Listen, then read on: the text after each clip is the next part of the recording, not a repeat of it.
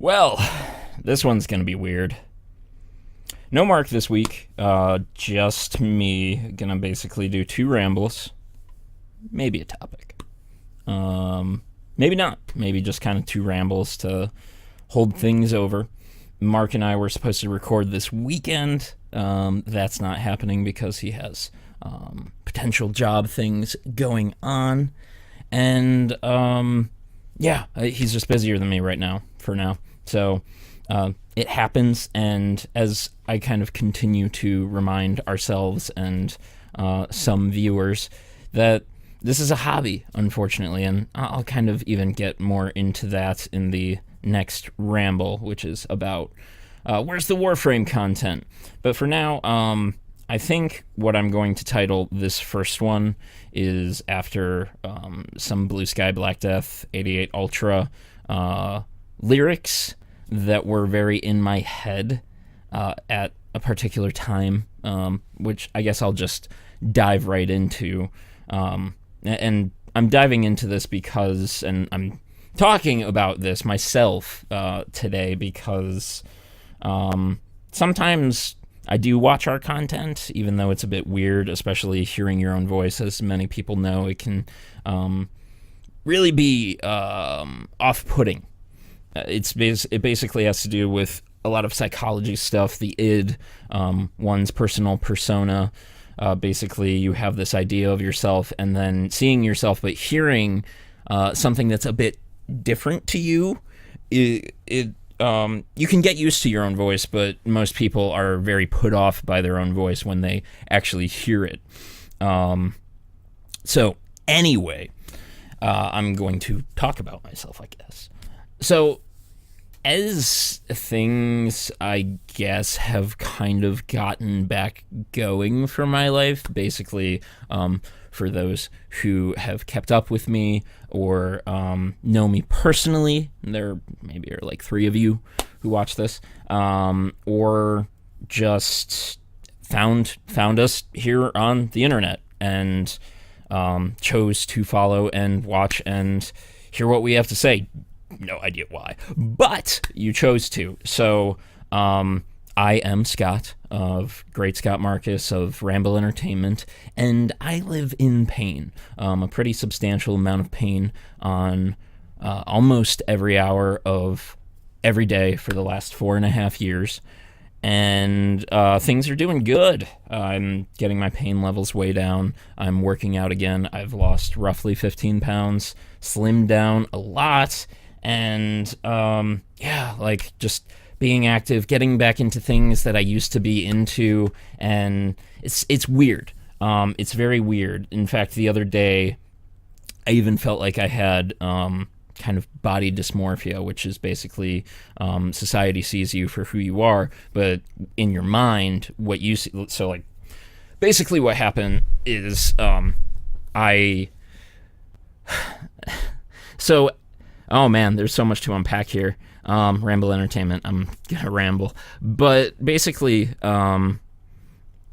as I continue to lose weight and rapidly losing weight, I think in the past 6 months, it's only been like 5 months since I started working out again, and things have progressed very rapidly, which is great, but your mind can kind of often have trouble grappling with this. As we've talked about on the show before, depression isn't just a feeling. It's actually a chemical reaction within your brain. And your brain, much like depression, reacts to changes in your persona, where basically, like, I used to be a chunky person, and now I'm not so much. But sometimes, on a rough day, say, like, with a lack of sleep, your mind can perceive you in a way that you don't like. And there is this condition known as body dysmorphia, where you see yourself differently than what you actually are. Typically, you see yourself in a negative light. I should have fucking done something with this, but I just got out of the shower and then I have to hurry off to work soon, so whatever. So your body can look fine. In fact, you can look great to people, even attractive to some people. But for people with this condition, and I don't have the condition, I've read about it. I'm not going to feign that I even have the condition. I just imagine that what I was feeling was something very similar to the condition, and it's probably unimaginable to actually have that condition. Probably pretty fucking crappy, but I don't have it. And basically what it does is it can make you feel like, oh man, I look terrible. Oh man, I'm a fat person. Like, what was I thinking? Just, I look bad. And yet, to others, you look completely fine. But these things happen. In fact, it probably happens to a lot of people. And that's not body dysmorphia, when it just happens here and there. Even when it happens persistently, I used to look at myself in the mirror and just be dissatisfied. That's not body dysmorphia either. Body dysmorphia is a much greater extreme, and we always have to be careful where we're using such diagnostic terms, because these are real conditions: depression, body dysmorphia, bipolar disorder. These are things that are real, and anxiety disorder. These are things that are real and are very difficult to grapple with, and are literal chemical reactions within the brain that hinder a person throughout their day. And so, yeah, I want to be very careful not to say that I have something that I don't. I just felt like that day, shit was awful. And so, yeah, as things begin to change, it is, as I've mentioned lately, this huge super high highs, really low lows, this roller coaster of just trying to get things back on track with my life, because for the last 4.5 years, or most of the last 4.5 years, it's been a lot of sitting on my ass and just trying to get better. But that doesn't always happen. I didn't know if it would happen or not. And now that it is, it's this tumult of, where do I go? Who am I going to be? Because I used to be a particular way, and then I became who I needed to be to get through this stuff. And I definitely find that the person who I became is still a dominant force, and probably always will be. Basically lately, I think a lot about a particular set of weeks where it was worse than pain you can imagine. That's one thing about this that always gets under my skin. People who kind of try to put their feet in my shoes. You can't. I can't put my feet in your shoes when it comes to the things you've experienced. But very sincerely,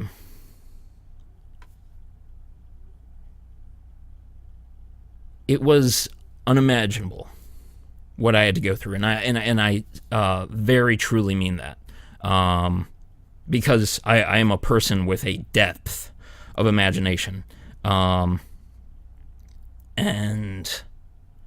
woo. It's already starting. So there were 4 weeks where basically I came out of a pain management program where a doctor said something rather rude. Basically, he said something to the effect of, I was in a pain management program where they were supposed to teach you how to handle your pain in life. And at that point, I really wasn't there yet. I still had issues with neuroskeletal muscle pains that actually could be relieved and were relieved through chiropractic care. But I hadn't gotten there yet. So doctor said something rude. I won't go into it. So I chose to leave the program. And what they did identify for me was that I had a dependency on a drug called tramadol. Tramadol was given to me under the auspices that it was non-narcotic, non-addictive. Guess what? It was both. That is basically a cousin to opioids, And so I got home, took my last one. There were like 10 left in the bottle, but I was just like, okay, after this, cold turkey. And I cold turkey that shit. And that was, the worst 4 weeks of my life. Opioids, from studies, have been shown to potentially make pain levels worse.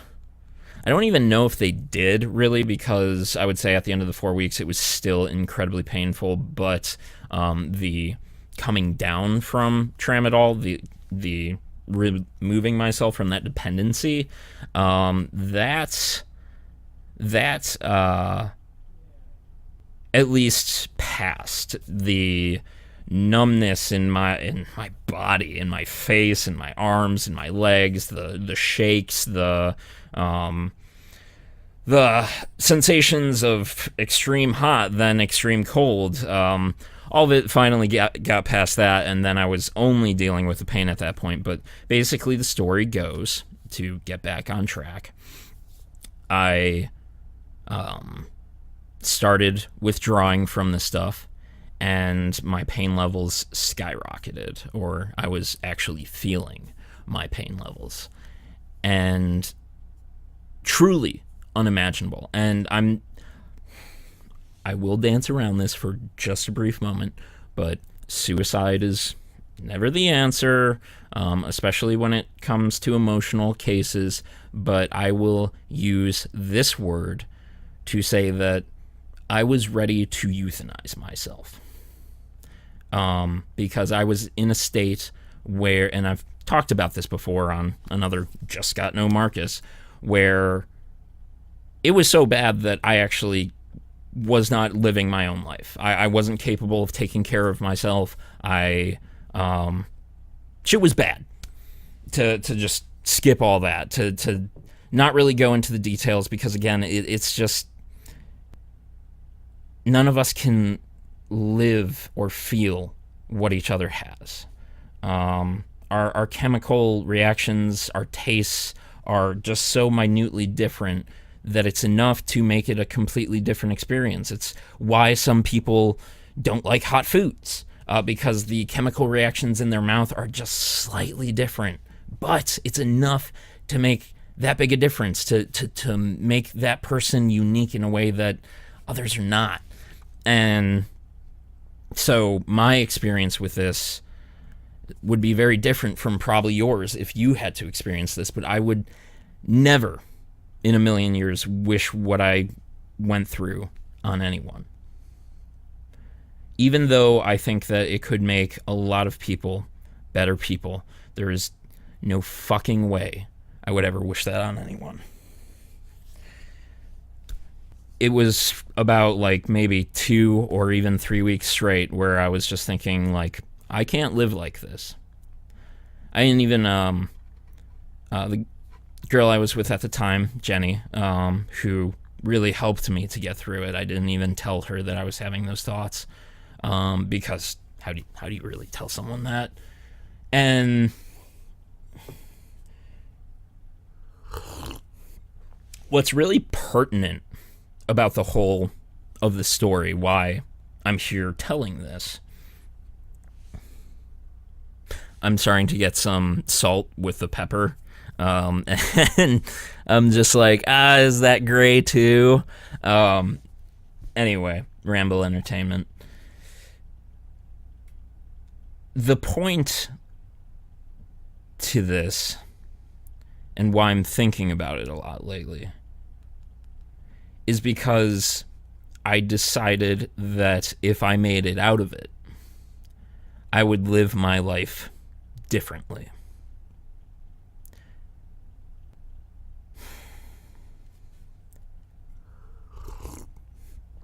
Obviously not an easy thing to just talk about. Sometimes not even easy just to think about. Sometimes I took myself away at work just because, shit was not easy. And so I decided that I would live differently. I felt like I had a lot of regrets, jobs I could have taken and, that could have led me in a different direction. Maybe I wouldn't have fallen and caused the hip issue that caused all of my pain issues, because I would have had a job and that could have skewed my life in a different direction.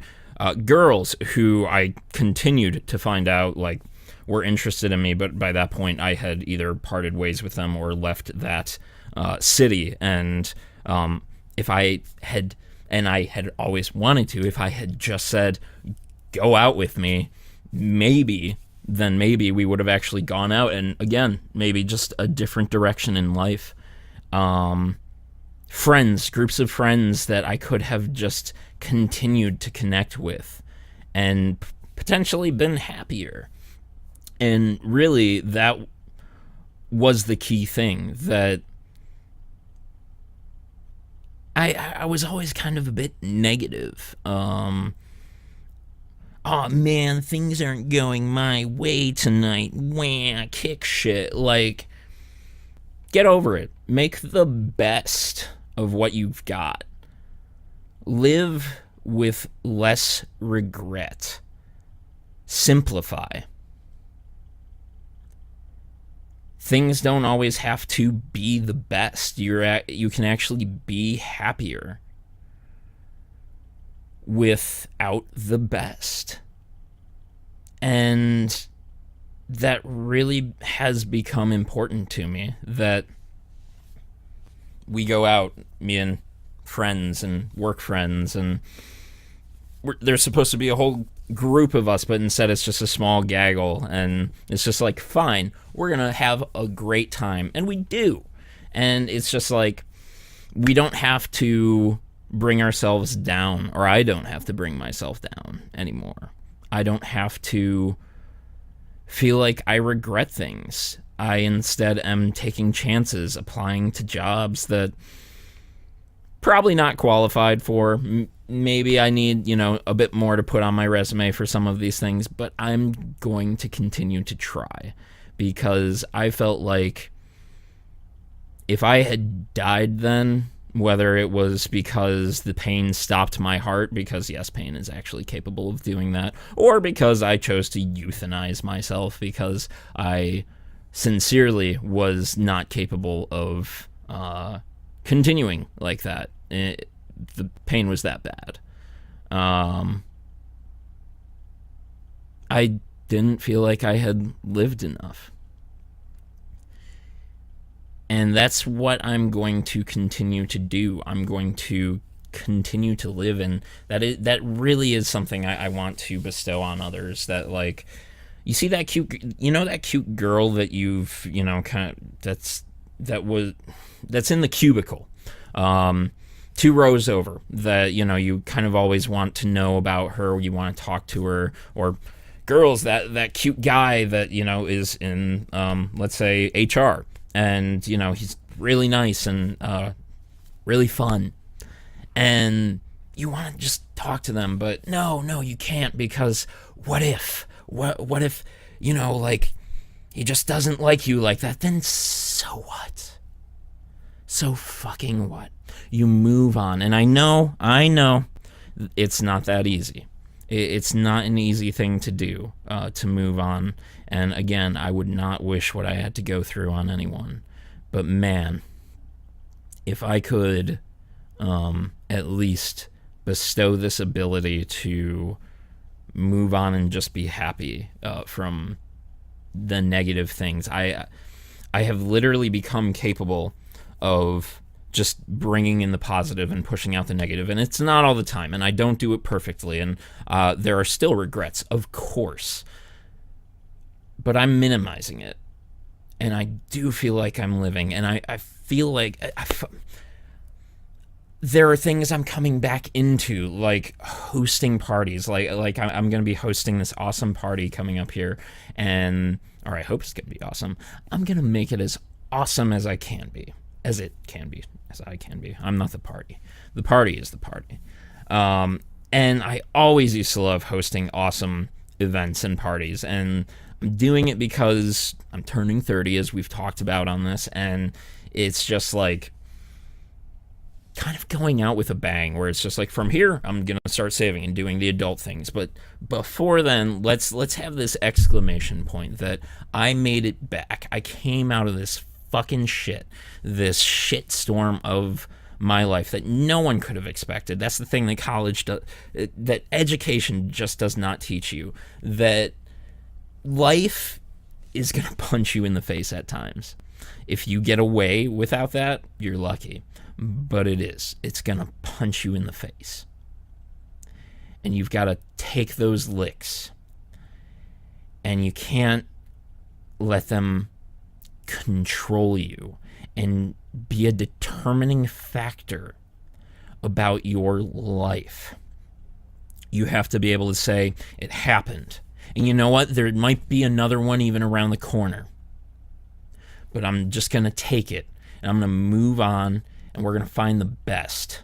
And not the best. I mean, like, we're going to find happiness. So there's a lot of people, and it's a part of our culture, and you can't blame yourself, you can't blame others for kind of, having this notion of wanting this best in their life. But, like, fuck. It's simplifying. It's saying, I don't need this woman in my life who's just a fucking angel and is gonna come down from heaven and everything's gonna be great. Same thing for women or anybody who likes anyone. I don't need a woman. I don't need a man. Who's just gonna be fucking best. I don't need a job that's gonna be like awe-inspiring. I mean, like, these things are wonderful to have. I don't need the best gadgets that people just, their minds explode when they see it. I just need happiness. That's what I realized. That's what a lot of this has come down to. And that I keep thinking back to those 4 weeks and why I keep thinking back to them. Because I realized that it doesn't need to be about me. I do a lot of good things lately, and I do them for myself, but it's because of the reaction of others to those good things, because it just feels right. It's that thing in your soul where it's just like, I'm being a good person. I'm feeling that, and it's just about, oh man, we got lost in there. So, like, for me, it's just about simplifying is finding happiness.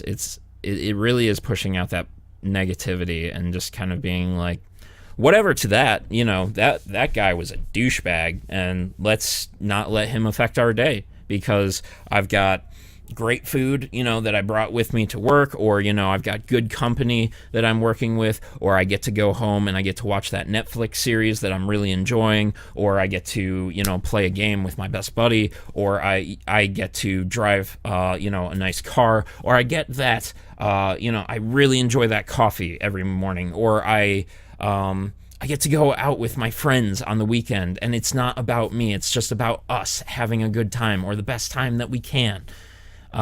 It's not about the best of the best. It's this thing that this culture kind of formed in us, that we're always kind of looking to have the greatest, but really this chase that so many around me often do, that even Mark can kind of do at times. Sorry, Mark.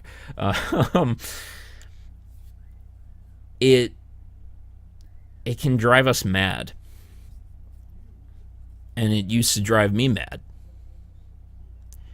And I realized through pain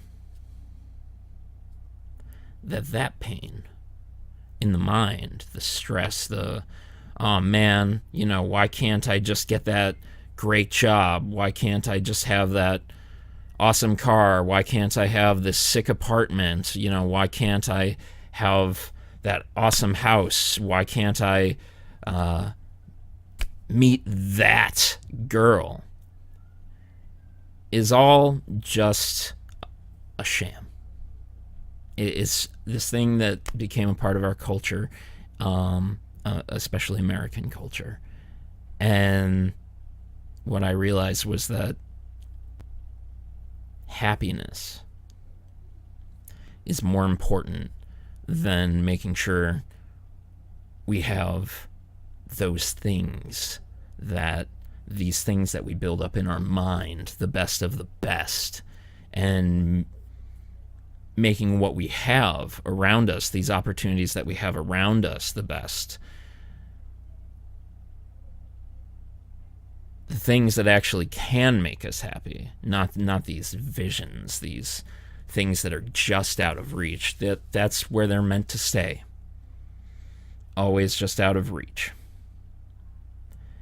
And realizing that's kind of been reminding myself of that.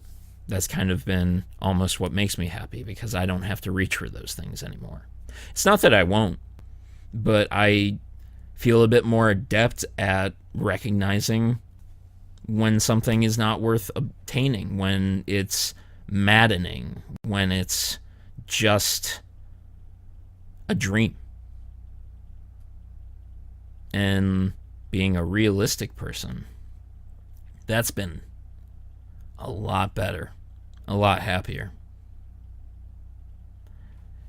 And I guess this last part, I need a shave right here. I guess this last part's just for me because, again, no one else can understand this. So, Scott, buddy, even if you don't watch this again, if you're ever feeling bad for yourself, forgetting about those 4 hellish weeks, I will come out of the back of your mind to kick your teeth in and remind you of how bad things can be. So, continue to reject the crap. This shit of the best is required. This shit of, I feel bad for myself, because it's not worth it. It's not. Pain is not worth it. I'm reminded of another song, not the song that this ramble is titled after, and I know this has gone on quite long, but this shit happens.